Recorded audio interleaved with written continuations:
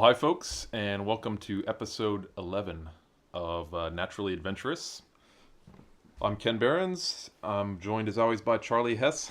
Hi, folks. And we have a special guest today, which is our friend Phil Chaon. Hey, how's it going? Glad to have you, Phil. So I guess you've moved out to New Mexico since the start of this pandemic, and I have no idea why, and I'd be curious just to catch up a bit with what you've been up to. Yeah, I was kind of in a transitional period right before everything kicked off, and I don't know, when you're guiding, unless you've really got, like a lot of family or a house or kids or anything, it's really kind of difficult to commit to a place, and I don't know, there's nothing really pulling you to live in one area, and so this just seemed like a good area to. It's got a huge amount of public land, a lot of open space, not a lot of people, and it's at this really interesting crossroads in terms of birds, where you've got a really good north-south gradient, where the very north end has really high mountains and some really boreal feeling things, and the south has a lot in common with southeast Arizona, but also gets Texas influence. So, I mean, in the past month, I've seen like prothonotary warbler, reddish egret, boreal owl, painted redstart. I saw the first state record of eared quetzal this morning, which was pretty cool. There's an really? eared quetzal Yeah. in New Mexico now. Is it the same bird that was in Arizona, or is it a different one? Different one. They're still there, and it's another pair. There's two of them. Oh, wow. Wow. Awesome. Was that a lifer for you? It was about 2 months ago. I went and saw the one in Arizona. Oh, you went. Yeah. Right. Sure. Well, I can understand moving to New Mexico. It's a place I've thought of living in the States, and I don't want to say anything that will offend our Ohioan listeners, but I think I would also choose New Mexico. So you're originally from Ohio, right? Yep. Cleveland, 18 years, and then off and on after that. Still kind of a occasional home base, transitory home base kind of thing, where you've got. Do you actually know people in New Mexico? You got friends or family down there? I've got a couple of friends. Originally, my buddy Kurt, who I've done a lot of traveling with, was living here and working, and just said, you should come down here. It's a good spot. It's really cheap. Right. We'll work on your state list. It'll keep you from pulling your hair out too much while you're sitting around. So how's it actually been on the ground? I mean, how's the experience of living in New Mexico? Has it been cool, or has there been unanticipated downside of it? Not really.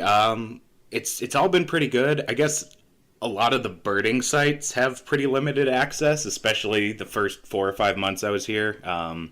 Right. Things like bars and restaurants are opening up, but like a lot of the state parks are still closed for some reason. And people would tell me just like, seems the strangest thing.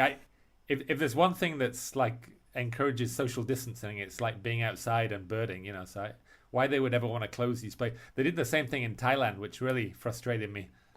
It's like that in Madagascar too. All the national parks have been closed for like 7 months, whereas you can go to a crowded bar and sit there with 50 people without masks, shoulder to shoulder.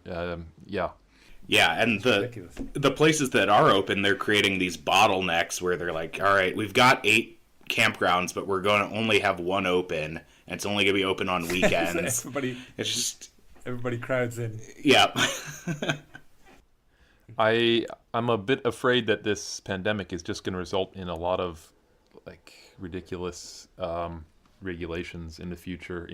Restrictions. I can just easily see how prices are going to go up, regulations going to go up, really for no good reason.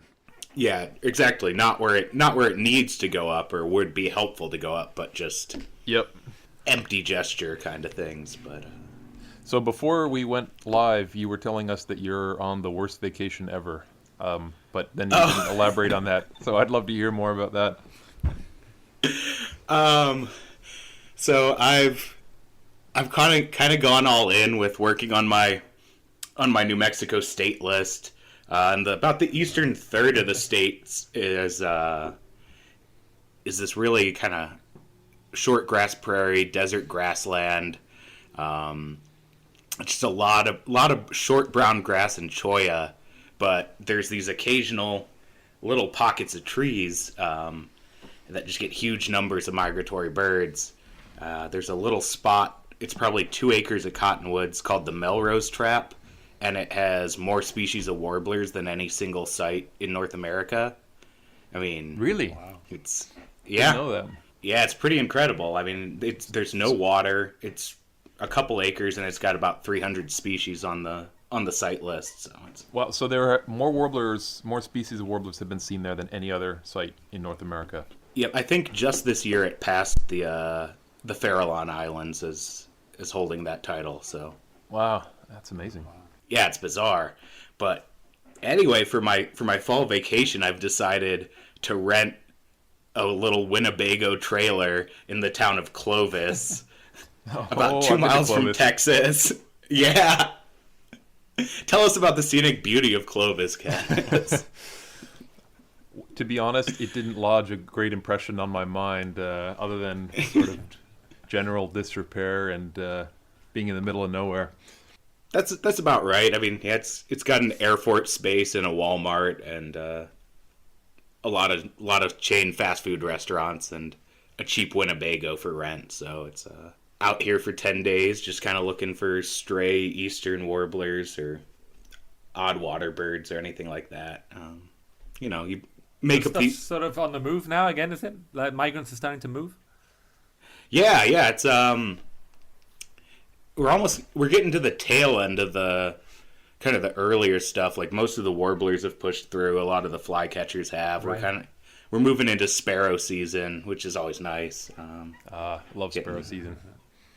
Yeah. A lot of kicking around in the grass, looking for something orange like that. So what have you been doing for employment since this pandemic brought an abrupt end to all of our former livelihoods?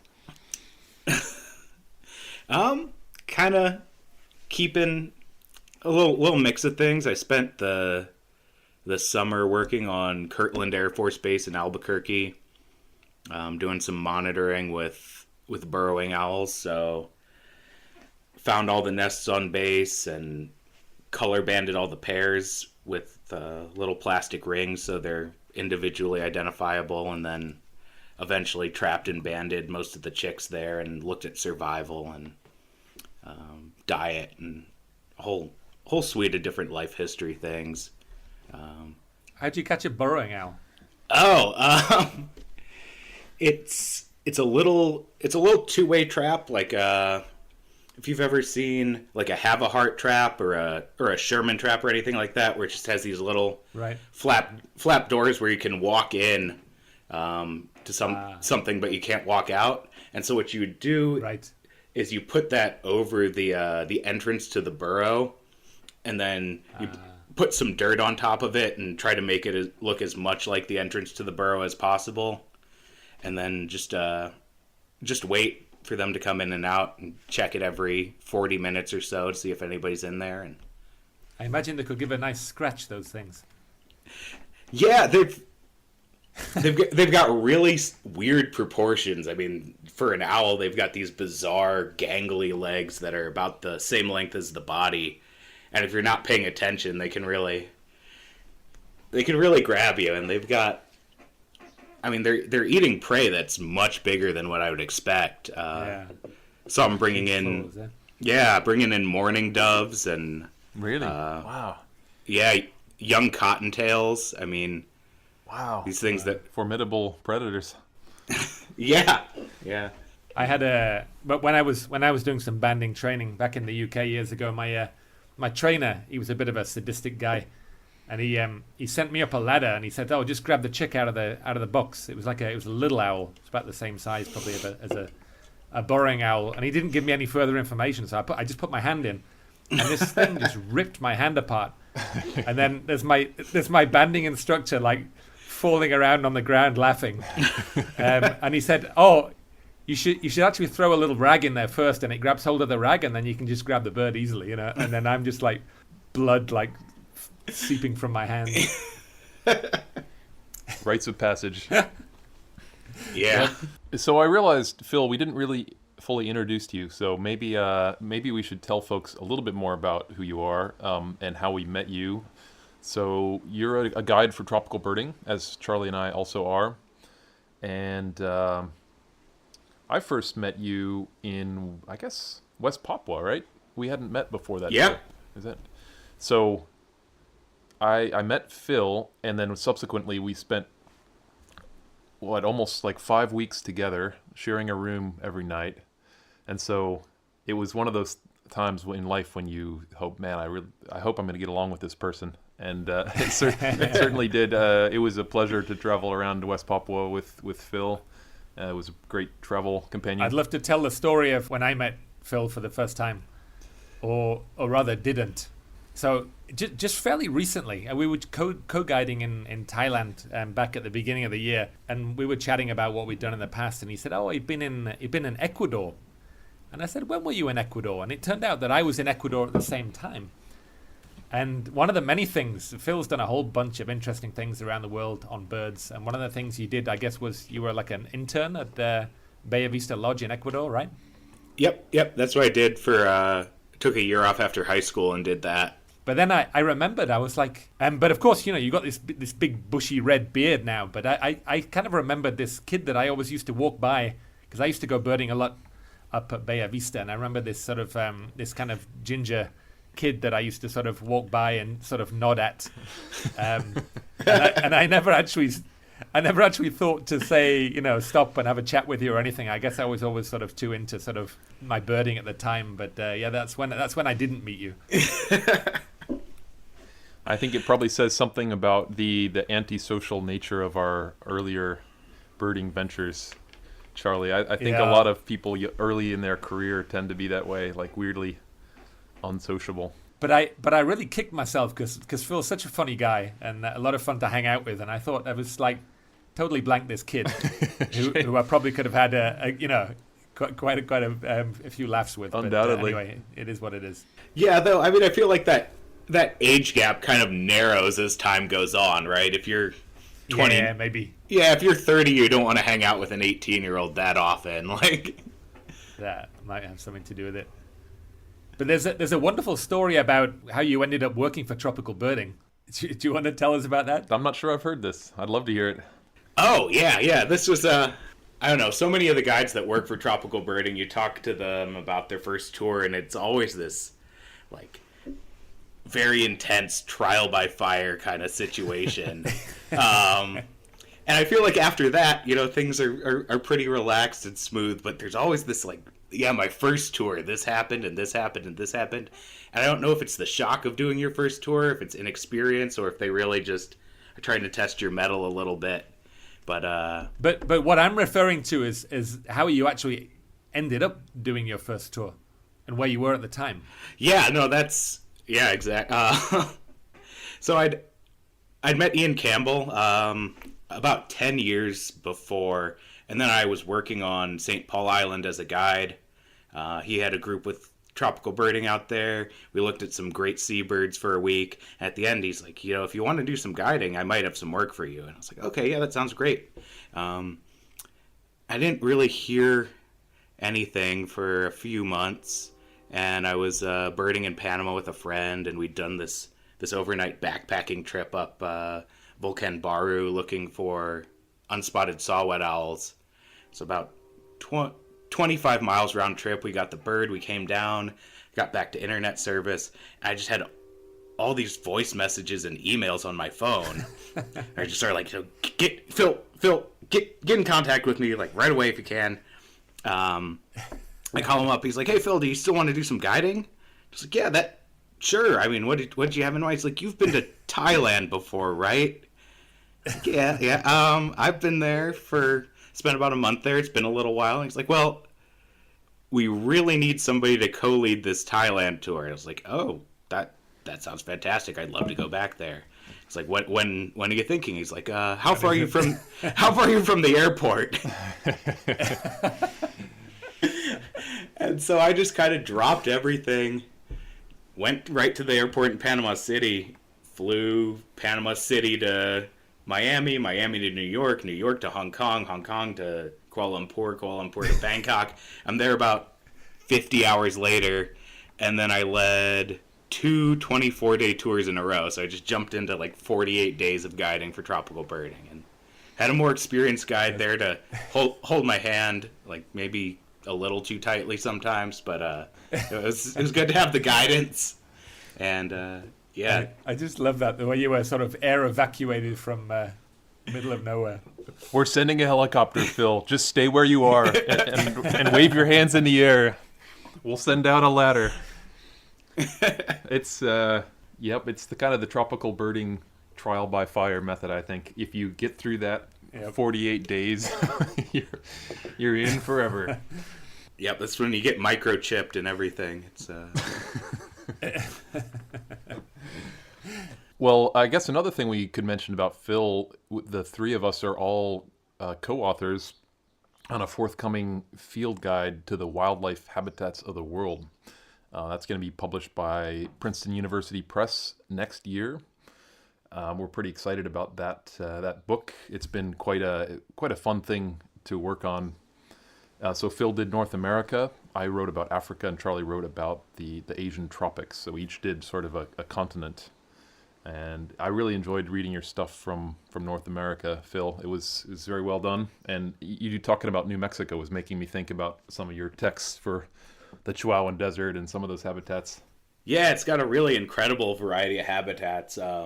Like Albuquerque's kind of highlighted by having the western riparian woodlands, where you just have the Rio Grande flows right through the middle of town, and just giant cottonwoods and willow understory and a lot of birds. But it's one of these things that once you start thinking about it, it's hard to turn off. I think in the same way that birding is, where you're looking at this habitat and you're like, where does this fall? Did I like not categorize this fine enough? Is it, like what two habitats is this transitioning? It's really changed the way that I look at habitats now. Wherever I go, I'm always like wanting to put it in a box or think about the rainfall, or you're trying to categorize it in some way. Yeah, I hope that when people read the book, they'll sort of have a similar transformation of the way they look at the world, because I think it's quite a useful paradigm. And of course, habitats are messy, but having some categories and some sort of criteria is pretty useful in just understanding the world. The book includes loads of landscape photos. It includes these really innovative sort of habitat silhouettes that Ian Campbell came up with, which it's just like a two-dimensional like black and white thing that's sort of giving you the profile, how high is the canopy, what does the understory look and feel like. These nice climate charts with temperature and rainfall showing when the rainy seasons are, and some nice some nice sort of gradations between from dry to moist habitats. Right. Yeah. We have scale. those continuum silhouettes that show the transition all the way from like semi-desert up to mountaintop habitats or boreal forest. Yeah. I'm very excited to see the whole thing come together. It's going to be great. It's been quite the sprawling project with the three of us plus Ian working on things, and then trying to bring together all our different styles, and then Ian's doing diagrams, and it's been all over the place, but I think it's going to be awesome. Yeah, it's one of those things where it just seems like you've got all these little disorganized chunks. I mean, it's my first book project, and then I feel like there's just this point where you blink and it all of a sudden kind of feels like there's a book all of a sudden, and it's a pretty special experience, and getting to sort of wrap that up and see that come to fruition is sort of like, all right, well, here's something that happened during all this quarantine and downtime that it's incredibly satisfying, and I'll tell you, when you actually like hold the book in your hands, it's quite a special moment, and it's also very intimidating because you realize this is set in stone or paper. And the first time you look through the book, all you're looking for errors, and then you usually find a couple, and it's just like, oh man, it feels like it's sort of invalidated everything you've done in the book, but then you sort of step back and you realize, oh, this is actually a really cool book. Too bad. It's a strange experience. it's really exciting that Princeton's also going to be releasing the book both in stone and paper. It's not something they do very often, so it's 5-ton collector's edition. It's yeah, a monument for the ages. I've got my chisel ready to autograph anybody's copy if they want. So it's. Oh man, I hate autographing books. By the way, you have to brace yourself for this. It's very cool that people ask you to do that, and it's certainly flattering. But it always feels a bit strange. Oh, morning. So recently we had to give our resumes to Princeton for them to write our bios for that. But I actually read through yours, Phil, and you've done an awful lot of stuff. Yeah, I've kind of it's that seasonal field tech work that I did for about 5 or 6 years, where you get to work a new job every 3 months, and it's usually something fairly you were different. all over the place, eh? Yeah, it's I saw you were in the sort of Amazon in Peru, and you were in Kenya, and you were in all over the North America, in New Guinea, Australia. Yeah, there was a whole bunch of places then. Yeah, it's a really fun way where you get to live in one spot for a couple of months, as opposed to these, when you're traveling and you just kind of bounce through, so you get to know a site really well, and you get to experience living under a lot of different conditions, and you kind of see the challenges of working in different habitats and climates. And so I've heard talk of this. I believe there's an interesting story. Was it from New Guinea when you were working on fairy wrens there? Oh, this one was, I did back-to-back fairy wren projects. So I worked with white-shouldered fairy wrens in New Guinea, and I worked with lovely fairy wrens in cairns in northeast Queensland.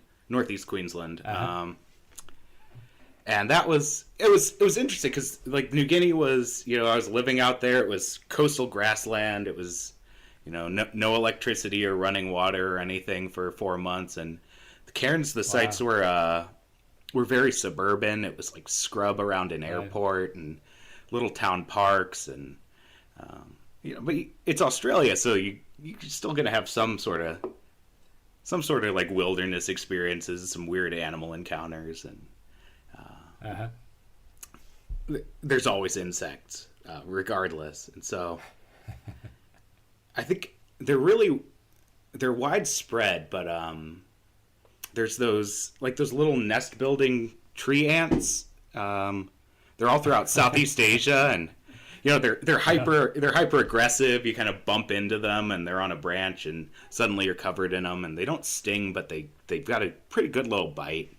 These were all over the sites where I was in Australia, and so I was working on trying to find some nests for these fairy wrens, and you'd see them with a little bit of food, and you'd know that if they weren't eating it, then they were going to feed it to something. And so you'd follow them around, and they were really sneaky. They'd be kind of tricky. They'd go kind of hide, and then try to find all these roundabout ways to get to the nest without you seeing it. It's the middle of the day. Oh, cool. Yeah. It was pretty hot and sweaty out. I'd been out there for about 8 hours already. I was ready to be done, but there was this pair, and I knew I was close to the nest. And so I had my eyes on the bird. The nest was going to be right there.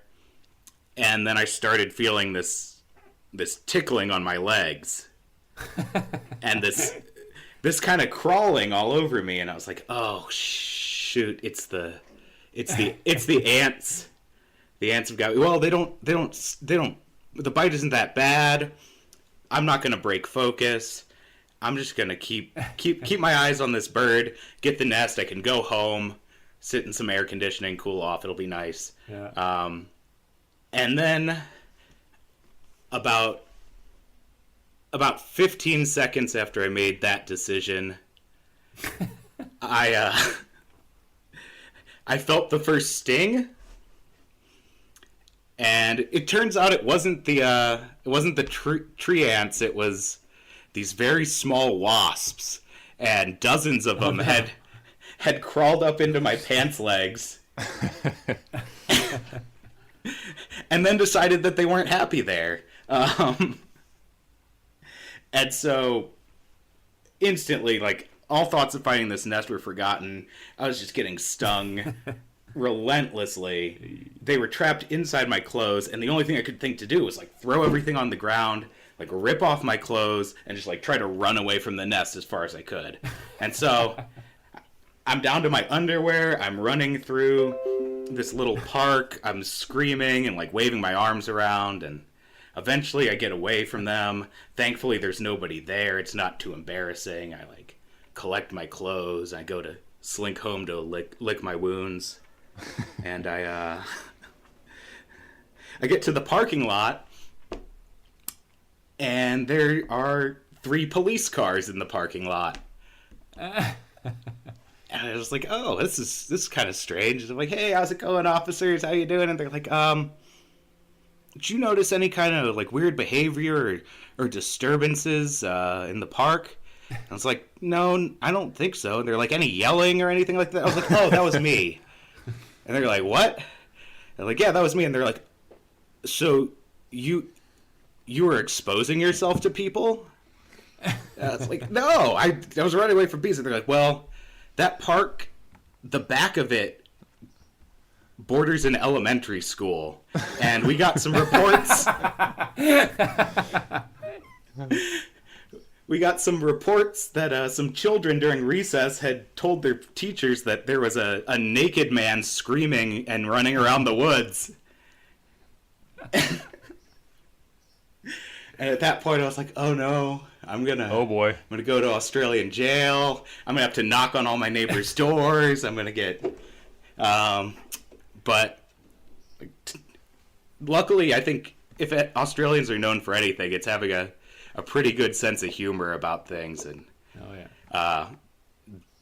appreciate nothing more than a really self-deprecating story. And so I went through the whole thing. I like pulled down my pants. I showed them a bunch of wasp stings. They were cracking up the whole time, and they just eventually like let me go and understood what had happened. But I think that's It's probably still a legendary story in the local police force there. This big red-haired American guy.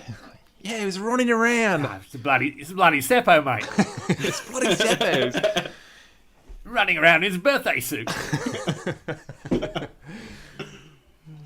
You know, Phil, I've got a question. It's something I recall you and a friend discussing, was that somewhere in the Pacific on some little island there was a place that had some very rare birds, and it was like a sort of sacred site that you weren't allowed to go in with any clothes on. And you and a buddy were planning to go there and do this naked hike to go and look for these birds. Is that anywhere near correct? Yeah, that's it hasn't happened yet. It was delayed by COVID. The plans are still in the works, but I think it's the Solomons or something like that? I think it's the Solomons. The island's Malaita, and the bird's the Malaita fantail. So like the idea was kind of having a series of trips that were just to see the world's worst birds, where it's this little endemic fantail. It looks like every other little fantail, but it just happens to be in the mountains on one island, and so it involves a 2-day hike. I'm glad I've already got some training underway for that, so I'll be prepared. Even if there's wasps, I'll be more than prepared. I doubt there will be any police officers waiting at the top of the trail to interrogate me. So, but why do you have to go there naked? Just the village at the top. It's like it's not permitted to wear clothes. Like it's just not. It's a nudist colony. It's a nudist colony. Oh, okay. This can get cut out for time, but I have to tell you about this spring. There was a violet-crowned hummingbird that showed up in Southern California in San Diego County, like way out in the desert, kind of near Anza Borrego. I think it's maybe the second one in state history. And they're like, well, So people are going to be allowed out to the site to see the hummingbird just on Saturday, but there's like a very specific set of rules. Like, you can't have any cameras. Don't point your binoculars around. Like, no binoculars. We'll just get close to the feeders and just watch. And it did a little, like, looked up where it was, and it turns out it was this nudist retreat out in the desert. And the idea of just dozens of birders descending on this place to chase a hummingbird is... Comedy gold. You can't make this stuff up. Yeah, I don't understand. Like, I don't know who was thinking that birders were going to make, like, the nudists uncomfortable, because I mean, it was very much the other way around, where it's like there are all these stodgy old birders out there with binoculars. Meanwhile, there's all, just like people completely nude walking up, like, "Hey, what are you looking at? Oh, tell me more about this bird." And like, you've got like these like, right? They were comfortable with nudity. It was the birders who were not so much. Yeah, exactly. Well, Phil, I don't want to pressure you, but I feel like I should bring up the alpaca story. And if you feel inspired to tell it, I know Charlie has never heard it, and it's one of the best stories I've ever heard. Are you up for it? I'm begging you, Phil. We can beep it or edit it however you like, but I really feel that I need to hear this story. All right. All right. That's fair enough. It's a story. It's from when I was younger and dumb. We've already told quite a few like that. We have to do some of these ridiculous things, I think, to realize our limits, and it's weird. It's what makes you a good traveler, is doing some incredibly stupid stuff and then surviving it. Yeah, exactly. It's like when you're out chasing vagrant birds and you see these like young, dumb, dispersing males that you're like, what the hell is this bird doing here? That's exactly. If you survive, you're better for it. Yeah. Exactly. But I was. So you were younger. You were less experienced. Yep. I was maybe less into researching my trips. I could have used a session with your birding master classes on planning some travel, because I was just like, I'd look at a range map and just be like, all right, how do I get up there? I'm gonna just hitchhike and like, whatever, it's fine. There was less information, 10 to 15 years ago as well. Yeah. Like, because I always look back and I say, why wasn't I better prepared? Didn't I have any GPS points or anything? I just went kind of blundering into places and looking for birds. So I guess you did the same. Yeah, I spent about 9 months in Peru, and 5 months of it was doing some ringing or some banding down in the Amazon. But the rest of it was some really bare bones travel, just a lot of hitchhiking, a lot of like convincing people to let me sleep on the floor of a restaurant or something like that. And anyway, one of the things we were excited about, we're like, oh, let's ring in the new year by checking out some flamingos. Like, I'd already seen Chilean flamingo, but I wanted to see Andean flamingo and James's flamingo, and like these really high elevation salt pan altiplano lake kind of specialties. Something special. And we found for the out new year. Yeah, exactly. And like, I was probably 23, 24. I was with a friend, and we decided, like, we try to make it as interesting an experience as possible. And so we hitchhiked up from Arequipa to this big lake that was supposed to have them. And the guy drops us off at the like intersection of this dirt road. He was like, yeah, it's about like 3 kilometers down to the lake. You just walk down. And I'm like, okay, cool. We're going to walk down. And meanwhile, we had this kind of local tonic, like a local brew, a little mind altering, and we'd had some of that, and we were wandering down. We're like, all right. I bet you had quite a bit.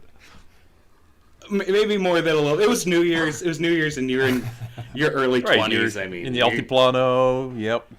Local traditional, celebratory drink. Yeah, exactly. Make it a real journey. Like, yeah. And we're excited. We're like, this is gonna be mind blowing. There's gonna be all these like hundreds of flamingos. It's gonna be swirling pink flamingos. There's this incredible like cone volcano there. That's just one of the most perfectly shaped, stereotypical looking volcanoes ever. It's got a really lame name. It's called El Misty, which just seems like a joke, Ouch. like something that. Ouch. It seems like something that like somebody came up with. Is like, it's Misty. What do you call it? Oh, El Misty. All right, fine. That's painful. Yeah. But we get there and we're walking down the road and we're like, wait, you've happened to this. I mean, when you have old Jen and you suddenly show up at a site and you're like, wait, where's the forest? Where's the restaurant here? Where's the feeders? Where's the entire 200-hectare lake? And that's what we came on. So we're sitting there and we're like, all right, well, gonna make the best of it. There's no water. There's no lake. You walk down this road 2-3 kilometers and there's no lake. There's no kaleidoscopic flamingos. There's no lake. Nope. When the guy dropped us off, we're like, how do we get back? He's like, oh, don't worry. There's a bus that comes every 3 days. You just need to like wait out on the corner. It'll be like, all right, that'll be great. I could spend 3 days with flamingos. That sounds fantastic. Spending 3 days at an empty salt pan is decidedly less exciting. You're like, all right, At 13,000 feet. Yeah, it's cold, it's windy. You're like, all right, yellowish pipit. What's next? Yellowish pipit. All right. Anything? Nope. Yellowish pipit. All right, cool. We've wrapped that up. Anyway, no flamingos. We make the best out of it. Night falls, and we're hanging out, and there's nobody around for miles. There's like there's the lake bed, and the whole thing's kind of ringed in hills.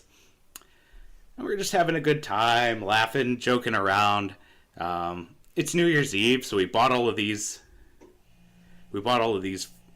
Roman candles. And we're like, all right, let's shoot off some fireworks, celebrate New Year's. We're like shooting Roman candles at each other and having fun, making noise. And about 15 minutes later, we see these like truck headlights, maybe 2 kilometers away. And I was like, huh, what? Why would a truck be driving out here at midnight? I'm like, something's going on. And my friend's like, no, you're being paranoid. Like, everything's fine. Don't worry about it. They're going to just like drive by. They're just driving by. That's like the main road out there. It's fine. It's like, all right, yeah, it's fine. And then they turn down the little 2-track towards the lake. And I'm like, oh, something's up. Something's up. He's like, uh-oh. I very quickly realized that whatever's happening is related to us. And it's about 1 a.m, maybe 1:30 a.m. It's cold, it's windy, it's solidly New Year's Day. Celebration should be done. And this truck pulls up and they're like, hey, you guys having fun?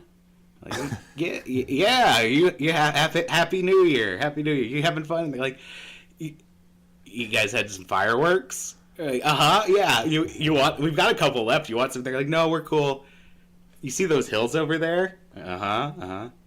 We live on the other side of those hills. I'm like, oh, sorry, were we loud? And they're like, the noise wasn't the problem. We also keep alpacas. I was like, oh, alpacas are great. I'm wearing a sweater of one myself. I'm really enjoying it. It turns out alpacas aren't as big a fans of Roman candles as 23-year-old guys are. And the entire herd of alpacas had just like scattered from their farm. And we're like, oh no. Okay. Do you want us to like help you get them back? And they just look at us and nod very frankly, like, yeah, Yeah, we do. Si, senor. So we pile into the bed of this pickup truck in our altered state and are like whisked off to this farm, and we spend the rest of the night, like pretty much until sunrise, chasing down these wayward alpacas, which don't want to be chased down and like are very happy with their newfound freedom. And it's just like dawn, like is coming up. We've been chasing little groups, and we've got most of them kind of back at the farm, and they're like, all right, thanks, we're gonna go have some breakfast. And we're like, oh great, could we have some coffee? And they're like, road's that way, thanks again, see you later. And we went and hung out at a dry lake bed for 2 days and waited for a bus to pick us up. Your consciousness slowly returned to normalcy, and you realized how terrible everything really was. How this was, yeah, maybe not the New Year's of my dreams, yeah. The New Year's of your nightmares. So, did you have to kind of tackle these alpacas, or what? It was mostly a lot of like arm waving and just encouraging them to. It's something that either a moderately intelligent dog or two people with biology degrees could do. I think the dog was a lot better at it for sure. So then, would you load them onto the pickup, or would you just have to kind of herd them back to where they were supposed to be on the ground? Just mostly herding them back to where they were supposed to be on the ground. It was sort of just like a gentle maneuvering. Oh man, very delicate and well coordinated. And worst New Year's ever. Well, as bad as your current vacation might be, I think it must be paradise compared to the hellacious alpaca New Year's. Yeah, I always try to one up situations, so it's gonna be. It's still early. You should come visit for Easter. We'll see what we can pull off. Didn't you have some kind of like chasing down your binoculars hijinks in Peru as well? I mean, I've heard a bunch of good stories from your many months in Peru. Do I remember that correctly? This was like a few weeks later. This friend that I was with had the biggest like propensity for losing everything. I mean, we got to see this incredible social experiment where he lost his wallet on a bus. We got to watch like everybody on the bus turn on each other. Like all the old village grudges came up, and they were like, Really? It was her. It was Mari Carmen. I saw her. She stole it. And like it was like, no, it was. It just fell between the seat cracks. But so you got it back. We got most of the things back. Not all of them. I think there was an iPhone. There was 2 pairs of binoculars. There was a wallet. There was an ATM card. There was a charger. There was a camera battery. It was a pretty extensive list. But these binoculars, we'd already lost one. We were down to 1 pair of binoculars. We were looking for striated earth creeper, like central Peruvian highland endemic, little long-billed, kind of thrush-like bird, and got as far as we could by the bus. There was a truck going up the road because there was a big mine up the road. We were like hitchhiked a ride. We were in the car for less than 3 minutes. I mean, it was a 2-mile hitchhike at most. We hop out, start walking down the road for the bird, and then like 5 minutes later, you kind of do that pat, like when you're like, where's my phone, where's my keys, where's my binoculars. Turns out they were in the back seat of this truck that we had just been in for less than the length of one bad Peruvian pop song, and that was your last pair of binoculars for 2 guys. Yep, last pair of binoculars. Still had a month of traveling left in Peru. Some really incredible birds that we were going to have to, look at through 2 toilet paper rolls duct taped together or whatever.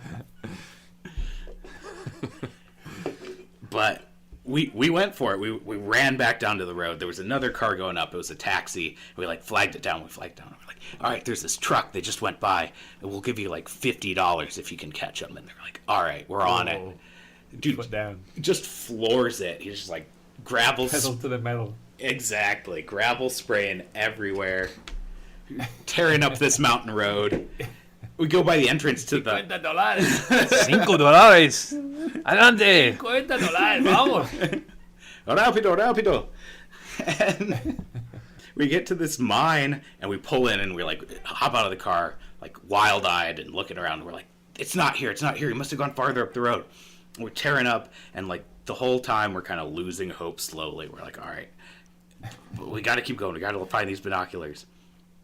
And we crest the top of the pass on the hill, and we drop down, and then all of a sudden, out of nowhere, I had no idea that this was here, but there's a city. It's 150,000 people, large city. Oh, that's no. it. We're done. All right, what do you want to do?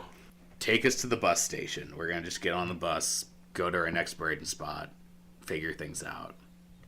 Did you pay him the 50 or what? Well, that was only if he found them. only if we found him. Only if we caught up with the car.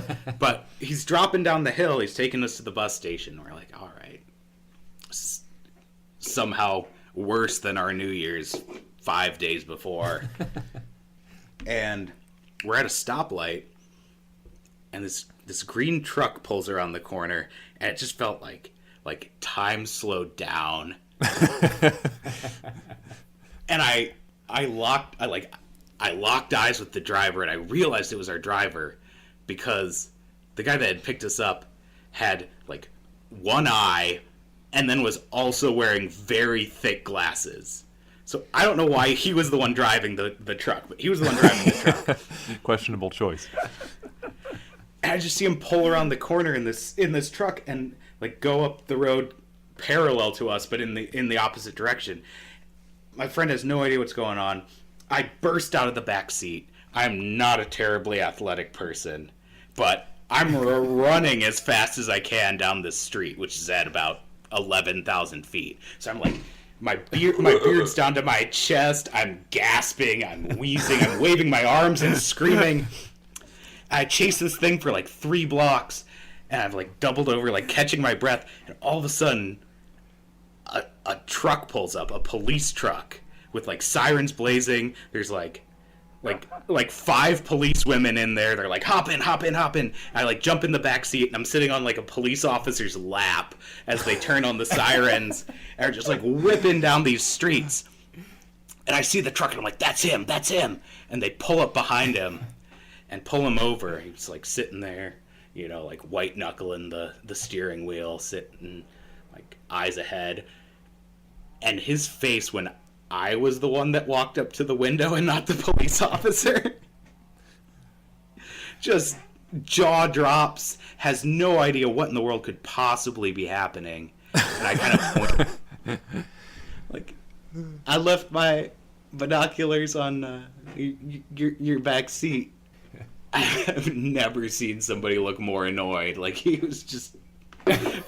You try to do something nice for these look at what it gets you, Bloody gringos. Exactly. My friend catches up. He's like, "Oh, good, the police found you." And he'd set up this whole thing where I jumped out of the car. He'd gone and got the police. The police found me. And by the time we were there, there was a local newspaper there, and they were taking pictures of us holding our binoculars with the police. It felt like this incredible triumph. And then 4 days later, he lost the binoculars for good. Oh my goodness. Wow. Oh dear. So were there any consequences for this poor beleaguered truck driver, or did they just let him go after you got the bins? They just let him go. He was very confused. I think that was all. I think he learned his his lesson about helping gringos out. I bet he never gave a ride to any gringo hitchhikers again. Exactly. I felt like I've had to pay it forward for years, where it was like, no matter how bad somebody looks, if they're hitchhiking, I'm like, well, I did really ruin that guy's day. That story is a great sort of encapsulation of this kind of backpacking travel that all three of us used to do. And it is funny. It's like these small victories, they really loom quite large. It's very up and down, isn't it? It's like, man, you have some rough times, but then the good times are really good as well. Yeah, makes me want to jump on a plane to Peru. I sometimes wonder, though, I don't know if I've got it in me anymore. You know, I'm sort of mid-40s now. A lot of the stuff I was doing in my 20s and early 30s, I think I probably couldn't quite handle that pace anymore. Certainly, during our Tanzania backpacking last year, Charlie, I was just way more stiff and sore on those sort of 12-hour bus rides than I used to be. You know, I used to just jump out of the bus and head straight up a mountain and not even notice that I'd been sitting on a bus for 15 hours. I remember at one point basically getting into the back of a big dump truck, unbelievably hungover, at like 6 a.m. to try to get to a birding site, and just collapsing in the back of the truck and falling asleep, and waking up hours later in like 4 inches of water just sloshing all over me because it had just been pouring rain, and I'd just been so out of it that I didn't even wake up. And that was definitely like a bit of a low point in terms of the up and down of backpacking travel. It was just like, what am I doing here? Why did I have so many beers? And what am I trying to accomplish here? What have I done with my life? But the losing stuff really does put a downer on things. And I think, especially when you're some poor backpacker, your little possession there, it means an awful lot more than it probably would do to us now, because, you have almost nothing in a pair of binoculars or a little cheap cameras. Like, it's everything. Yeah, binoculars especially. Oof, yeah, especially. And often in these kind of places, you're not going to be able to replace that easily.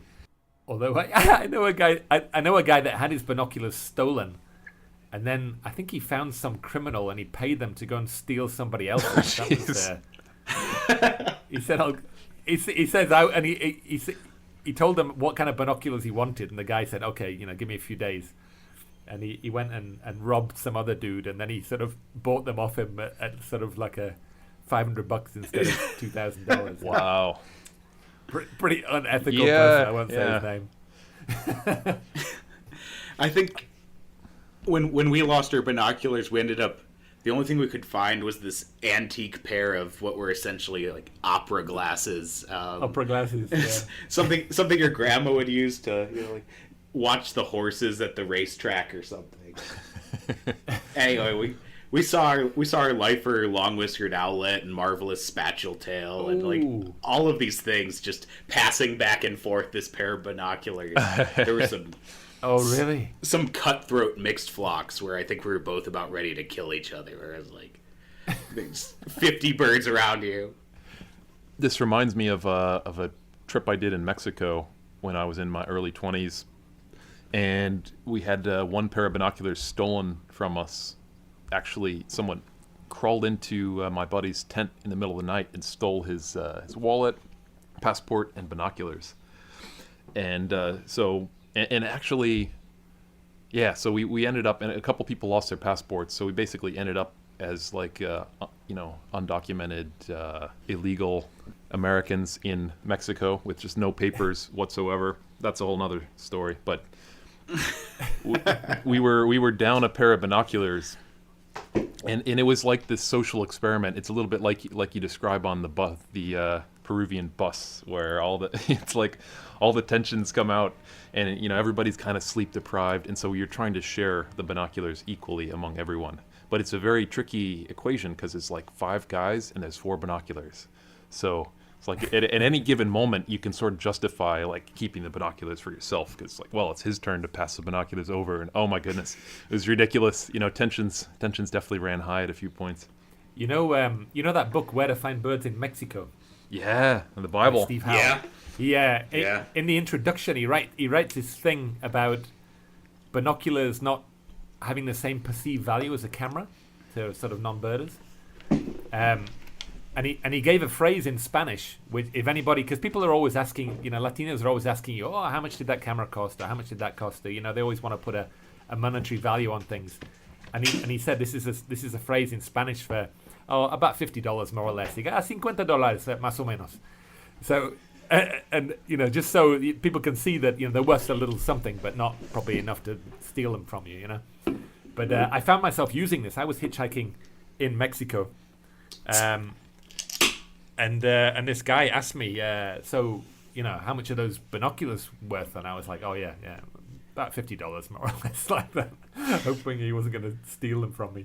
Yeah, so and these guys that were asking me, they look like real people that joined some LA gang and then sort of come back to Mexico. They were full of tattoos, and I was sort of sandwiched between these two tattooed, kind of criminal-looking guys, And I said, yeah, $50, and they were a present from my father before he died, kind of thing. And I was trying to lay on the whole guilt trip so they didn't steal my binoculars, Brilliant. And at the very least, you let some people know that birding's can be a very affordable hobby. It's only 50. Exactly. It's only $50 for a pair of binoculars. Well, your alpaca story, Phil, reminds me of a story of mine, which it's not even really much of a story. It was just this funny little incident. Not nearly as good as yours, but I used to do a lot of field.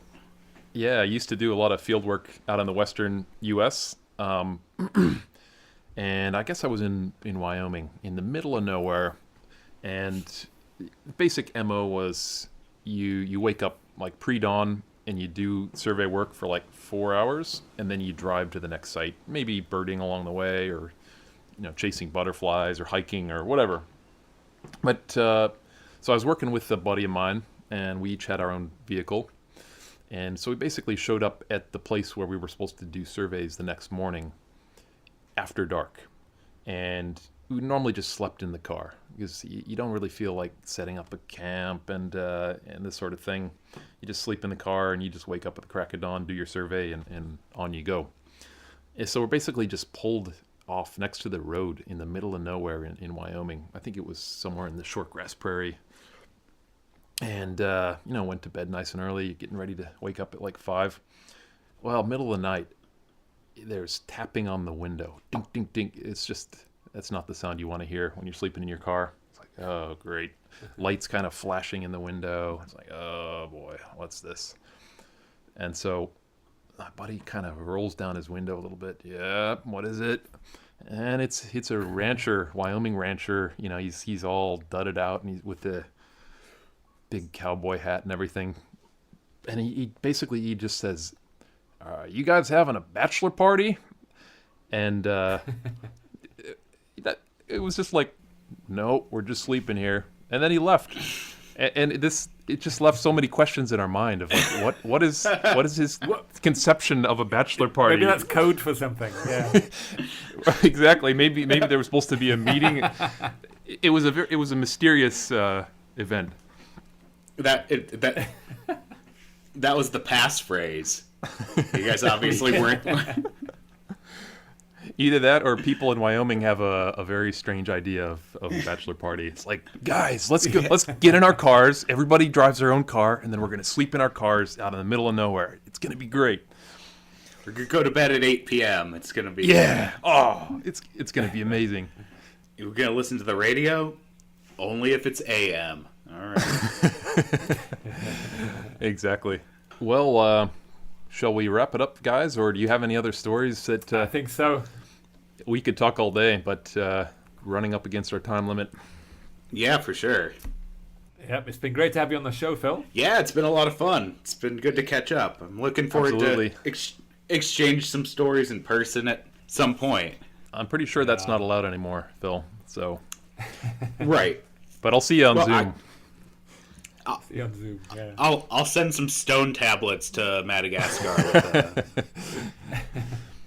Nah, thanks a lot for coming on, Phil. We'd love to have you back sometime. I think we've tapped like approximately 0.3% of your reservoir of stories. There's a lot more. There's hundreds of other good ones, and I always like to chat with you.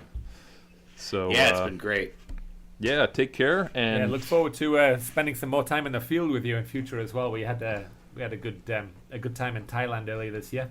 Yeah, we got to see some really good birds. That white-crowned hornbill and oh, you were it with was, Charlie for the.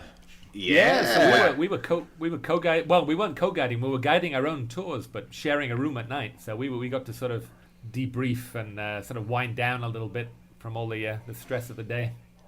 Yep. Oh, cool. Exactly. Figure out which birds not to mention in front of each other's groups. Yeah, exactly. That is a bit tricky. How to manage the sort of jealousy between the two groups. Yep. You have to sell people on the fact that everybody's benefiting, where we might miss a few things they see, but then we're going to benefit from their gen, which is true, but it's kind of hard to convince people that sometimes. It was a hard balance, eh? Yeah. Well, I feel like, Phil, we could easily do a whole episode about our stint in West Papua 2 years ago, because that was a pretty eventful trip. You know, Charlie, we went last year, but we had a great ground agent who really smoothed most things out for us. But when Phil and I went, it was very much great. of a kind of do-it-yourself thing, and we had some adventures. Yeah, no, that all sounds wonderful. Excellent. Well, thanks everybody for listening. What's our natural sound, Charlie? Do we have a what should we play? Ooh, what's your favorite bird, Phil? You want to hear a little white-shouldered fairy wren, maybe, or? Ooh, let's see, for natural sounds, Willow Ptarmigan, maybe, like Willow Ptarmigan display. Okay, we can do that. Perfect. So our natural sound is Willow Ptarmigan. And yeah, thanks again to Phil, and thanks to everybody for listening.